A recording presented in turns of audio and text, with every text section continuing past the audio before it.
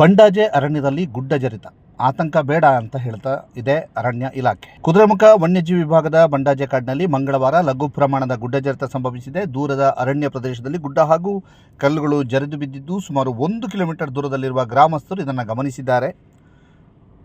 ಗುಡ್ಡ ಜರಿತ ಉಂಟಾದ ಸ್ಥಳದಲ್ಲಿ ಯಾವುದೇ ಜನವಸತಿ ಇಲ್ಲ ಎಂದು ಅರಣ್ಯ ಇಲಾಖೆ ಸ್ಪಷ್ಟಪಡಿಸಿದೆ. ಹೀಗಾಗಿ ಯಾವುದೇ ಜೀವಹಾನಿ ಅಥವಾ ಆಸ್ತಿ ನಷ್ಟ ಸಂಭವಿಸಿಲ್ಲ.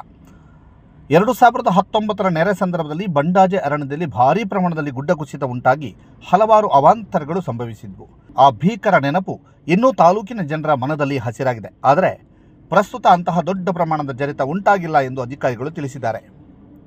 ಬಂಡಾಜೆ ಅರಣ್ಯದಲ್ಲಿ ಇಂತಹ ಲಘು ಪ್ರಮಾಣದ ಕುಸಿತಗಳು ಮಳೆ ಸಂದರ್ಭದಲ್ಲಿ ಆಗಾಗ ನಡೀತಿರ್ತವೆ. ಮಳೆಗಾಲ ಆರಂಭದಲ್ಲಿ ಗುಡ್ಡ ಪ್ರದೇಶಗಳಲ್ಲಿ ಮಣ್ಣು ಸಡಿಲಗೊಂಡು ಸಣ್ಣ ಪುಟ್ಟ ಜರಿತಗಳು ಉಂಟಾಗುವುದು ಸಾಮಾನ್ಯ. ಇದರಿಂದ ಯಾವುದೇ ಅಪಾಯಕಾರಿ ಸನ್ನಿವೇಶ ಉಂಟಾಗುವುದಿಲ್ಲ ಅಂತ ಹೇಳಿ ಬೆಳ್ತಂಗಡಿ ವನ್ಯಜೀವಿ ವಿಭಾಗದ ಅಧಿಕಾರಿಗಳು ತಿಳಿಸಿದ್ದಾರೆ ಅನ್ನುವಂಥ ಮಾಹಿತಿ ಲಭ್ಯವಾಗಿದೆ. ಮಳೆಗಾಲದ ಆರಂಭದಲ್ಲೇ ಗುಡ್ಡ ಕುಸಿತವಾಗ್ತಾ ಇರುವಂತಹ ಒಂದು ದೃಶ್ಯ ಗುಡ್ಡದ ಕೆಳಭಾಗದಲ್ಲಿರುವಂತಹ ಜನರನ್ನು ಆತಂಕಕ್ಕೆ ದೂಡಿರೋದು ಸುಳ್ಳಲ್ಲ.